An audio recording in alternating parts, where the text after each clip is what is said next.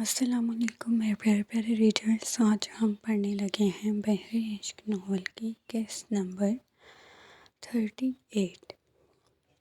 وہ ایک ٹانگ بے تکلفی سے سامنے پڑی میز پر رکھے لیپ ٹاپ کی اسکرین پر نظریں جمائے ایسے مصروف دکھائی دے رہا تھا جیسے دنیا کا سارا بوجھ اسی کے کندھوں پر ہو۔ انگلیاں کی بورڈ پر چل تو رہی تھیں مگر دھیان کہیں اور تھا۔ ایک ہاتھ میں دبی اڑتا دھواں اس کے چہرے کے گرد ہلکے ہلکے دائروں میں بکھر رہا تھا اور ہر چند لمحوں بعد وہ کھانسی کے جھٹکے سے دوہرا ہو جاتا مگر پھر بھی ہونٹوں سے جدا نہ ہوتی۔ سر آپ کی چائے۔ دروازے پر ہلکی سی دستک کے بعد ملازمہ دبے قدموں اندر داخل ہوئی۔ اس کی آواز میں جھجک صاف جھلک رہی تھی۔ منال نے سر اٹھائے بغیر ہی ایک سرد سی نظر اس پر ڈالی، ایسی نظر جو کسی کو بھی اپنی جگہ ساکت کر دے۔ یہ رنگ اتنا تیز کیوں ہے؟ اس نے کپ کو چھوئے بغیر ہی ناگواری سے کہا۔ دوبارہ بنا کر لاؤ۔ ملازمہ کے ہونٹوں پر بناوٹ سا بگاڑ آیا مگر اس نے خاموشی سے کپ اٹھایا اور پلٹ گئی۔ میڈم، سر کہہ رہے ہیں دوبارہ بنائیں، رنگ تیز ہے۔ جیا نے یہ سنتے ہی آنکھیں بند کر کے گہری سانس لی، جیسے اپنے اندر ابلتے غصے کو قابو میں لا رہی ہو۔ پہلے پھیکا تھا، پھر میٹھا کم اور اب رنگ تیز۔ وہ زیر لب بڑبڑائی، کیا چاہتے ہیں آخر؟ چائے یا کوئی کیمیکل ایکسپیریمنٹ؟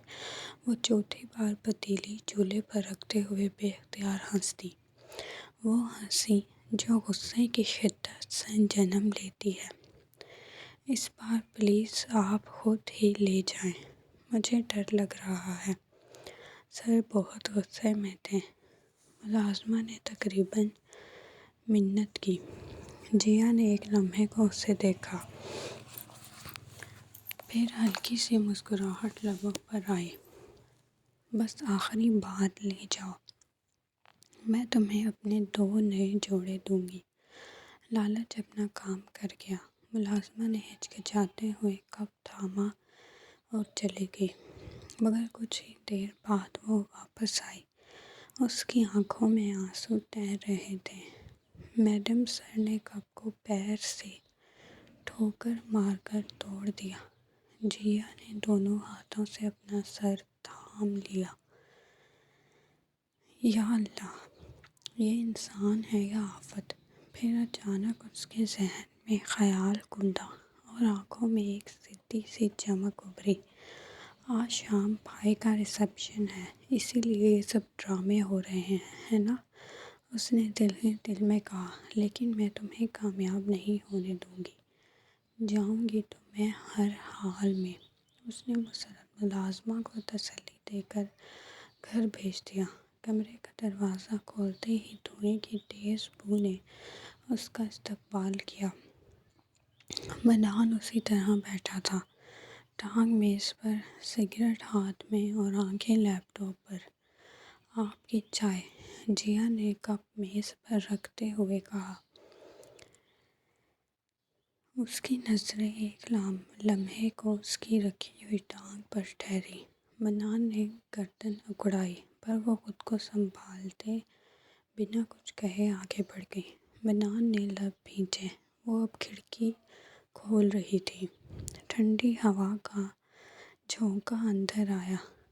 بند کرو اسے۔ مجھے ٹھنڈ لگ رہی ہے۔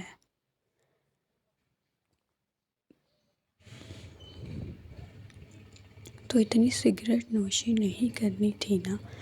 جیا نے بلا جھجک جواب دیا اور فرش پر پڑے کشن اٹھا کر ترتیب دینے لگی۔ واہ، صفائی کا بھی خیال آ گیا۔ منال نے آنکھیں سکیڑتے طنز کیا۔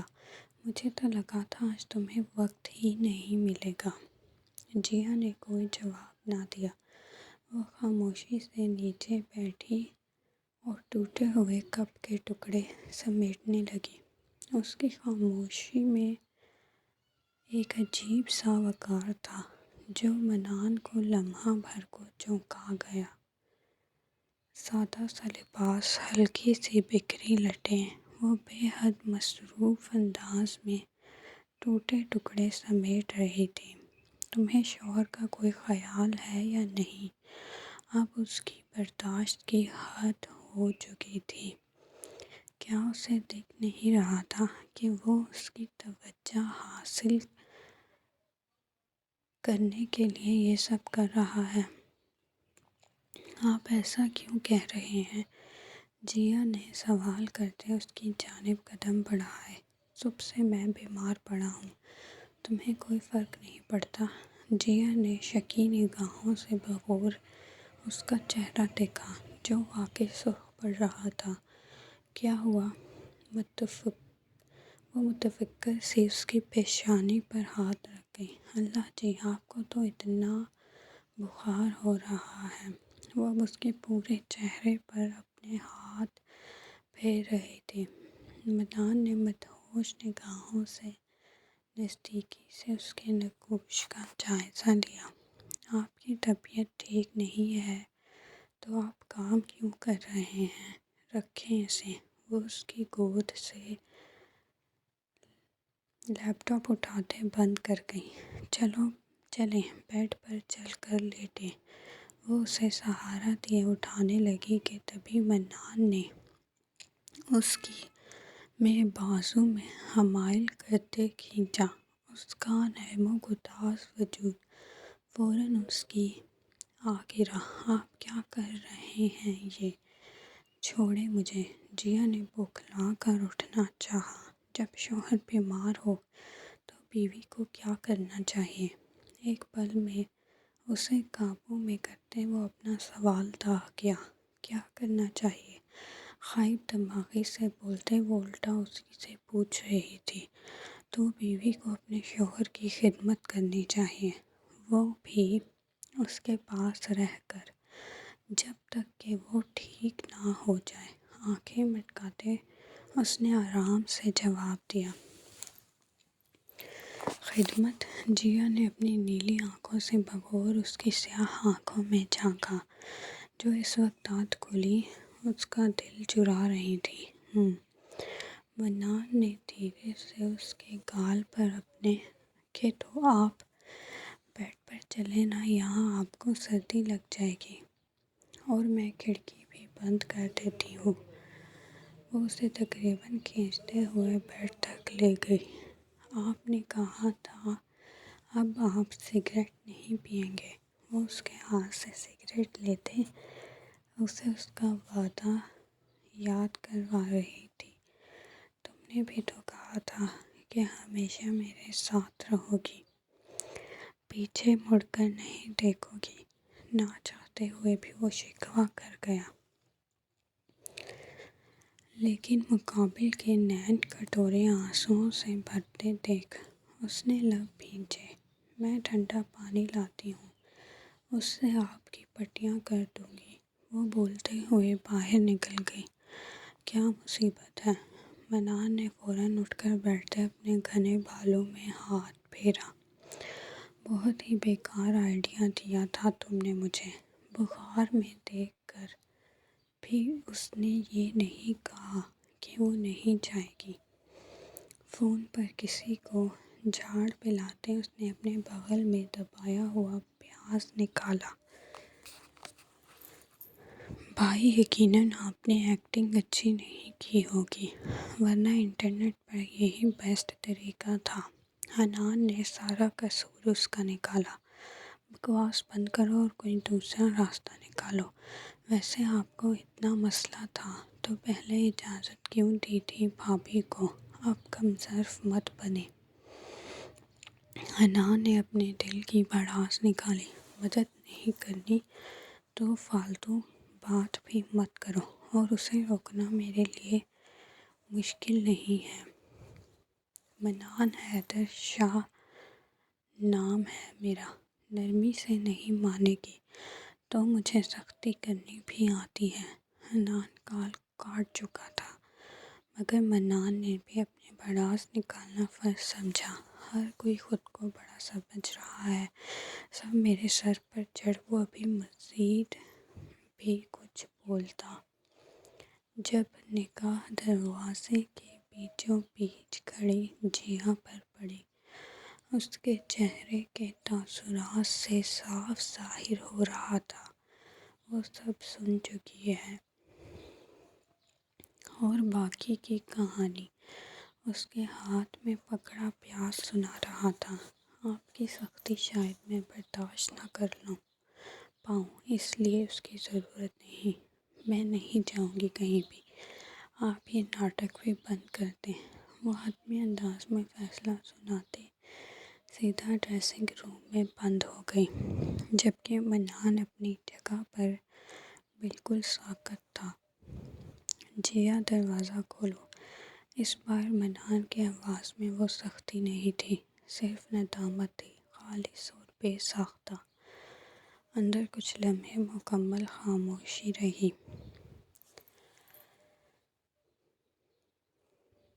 آپ چلے جائیں یہاں سے۔ اس کی آواز کمزور اور ٹوٹی ہوئی تھی۔ یہ الفاظ جیسے سیدھا منان کے سینے میں پیوست ہو گئے۔ وہ دروازے کے قریب آ کر ٹھہر گیا، پیشانی دروازے سے ٹکا دی۔ جیا پلیز، آئی ایم سوری۔ اس کی آواز مدھم تھی، جیسے خود سے بھی نظریں نہیں ملا پا رہا ہو۔ نہیں، آپ کی کوئی غلطی نہیں ہے، ساری غلطی میری ہے۔ اس کی آواز ہچکیوں میں ڈوب گئی۔ جیا ایسا مت کہو، منان بے بسی سے بولا، مگر اس کی بات مکمل ہونے سے پہلے ہی جیا پھر بول اٹھی۔ میں ہی پاگل تھی۔ ہر لفظ کے ساتھ اس کی سانسیں بکھر رہی تھیں، جو وہاں سب کو دکھانا چاہتی تھی کہ میں کتنی خوش ہوں، میری شادی شدہ زندگی کتنی اچھی گزر رہی ہے۔ وہ چند لمحے رکی، جیسے الفاظ ڈھونڈ رہی ہو، مگر آنسوؤں نے راستہ روک رکھا تھا۔ اور سب سے بڑھ کر اس کی آواز اور بھی دھیمی ہو گئی، یہ کہ اب تو میں بول بھی سکتی ہوں۔ منان کی آنکھیں بے اختیار بند ہو گئیں۔ ہر لفظ اس کے اندر کسی تیز دھار کی طرح اتر رہا تھا۔ وہاں سب لوگ مجھے ہمیشہ سے کمتر سمجھتے تھے۔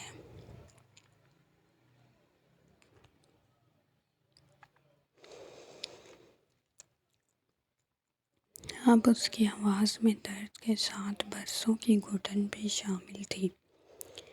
میری اپنے ہی گھر میں کوئی حیثیت نہیں تھی، کوئی نہیں۔ دروازے کے اس پار کھڑا منان جیسے سانس لینا بھول گیا۔ جو بھی مہمان آتا مجھے ایسے دیکھتا جیسے میں کوئی بوجھ ہوں۔ ترحم، صرف ترحم۔ وہ تلخی سے ہنسی، مگر وہ ہنسی فوراً سسکی میں بدل گئی۔ میں ان سب کو دکھانا چاہتی تھی کہ میں ٹھیک ہوں، میں خوش ہوں، کوئی مجھے چاہتا ہے۔ اب اس کی آواز ٹوٹتے ٹوٹتے بمشکل سنائی دے رہی تھی کہ میں بیکار نہیں ہوں۔ آخری لفظ کے ساتھ ہی وہ جیسے ٹوٹ گئی کہ میں بیکار نہیں ہوں۔ یہ دہراتے ہوئے وہ زمین پر بیٹھ گئی۔ اس کی دل چیر دینے والی رونے کی آواز سن کر دروازے کے اس طرف منان کے ہاتھ بے جان ہو کر نیچے گر گئے۔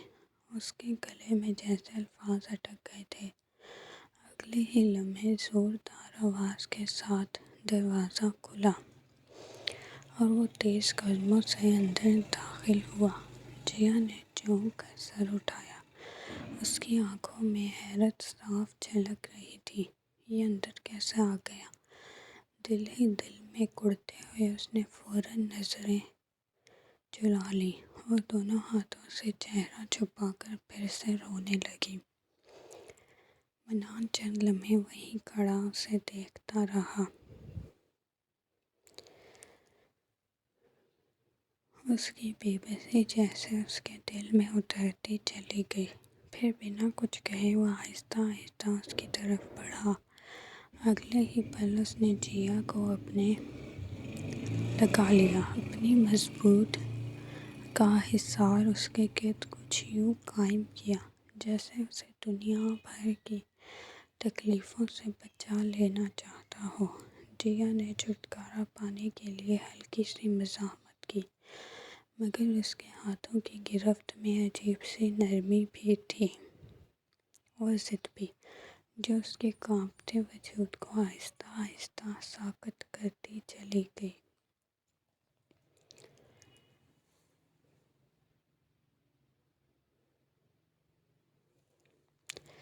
مجھ سے جتنی ناراضگی دکھانی ہے بعد میں دکھا لینا، وہ اس کے کان کے قریب جھک کر دھیمی آواز میں بولا۔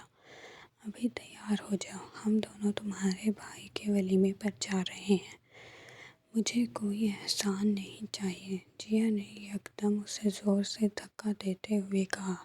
اس کی آواز غصے سے بھری تھی۔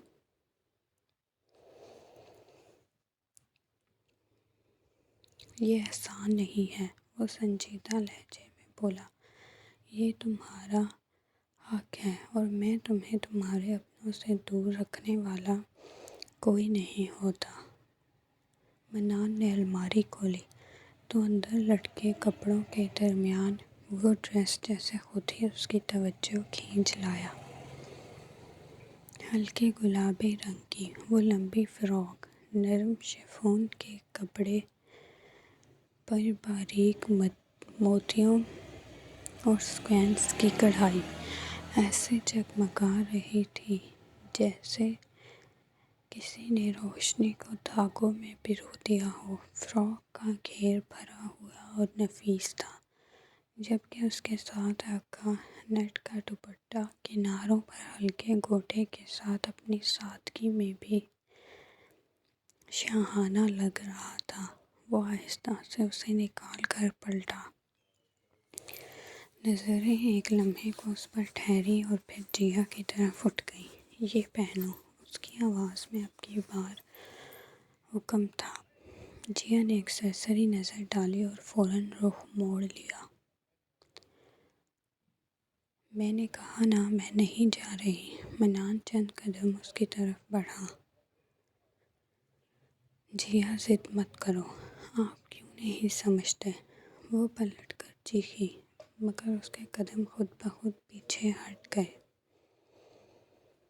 وہ شرارتی مسکراہٹ لبوں پر سجائے اس کی جانب بڑھ رہا تھا۔ ٹھیک ہے، پھر مجھے ہی سمجھانا پڑے گا۔ اس کی بات ادھوری رہ گئی۔ ایک ہی لمحے میں اس نے اس کا تھام کر اپنی طرف کھینچا۔ کپڑے کی نرم سرسراہٹ کے ساتھ جیا اس کے قریب آ چکی تھی۔ اس کی سانس جیسے سینے میں ہی اٹک گئی۔ منان کا ہاتھ اس کے کندھے کے قریب ٹھہرا، پھر آہستہ سے اس کی طرف سرکا۔ جیا کو یوں لگا جیسے اس کے لمس نے اس کی سانسوں کی رفتار بدل دی ہو۔ اس کی انگلیاں اس کی کمر کے قریب پہنچی اور زپ پر رک گئیں۔ اگلے ہی لمحے ایک ہلکی سی آواز کے ساتھ نیچے سرکی۔ جیا کا وجود ساکت ہو گیا۔ اس کی آنکھیں بے اختیار پھیل گئیں، جبکہ چہرہ لمحوں میں سرخ گلاب بن گیا۔ اس نے فوراً دوپٹہ سنبھالنے کی کوشش کی، مگر دل کی دھڑکنیں اس کے قابو میں نہیں آ رہی تھیں۔ منان اس کے قریب جھکا۔ اب اگر تم نہیں چاہتی کہ باقی کا کام بھی میں خود کروں۔ اس کی سانس جیا کے کانوں کو چھوتی ہوئی گزری۔ تو بہتر ہے کہ خود ہی پہن لو اسے۔ جیا نے لرزتے ہاتھوں سے وہ ڈریس اس سے لے لیا۔ میں باہر انتظار کر رہا ہوں، جلدی کرنا۔ وہ اطمینان سے باہر نکل گیا۔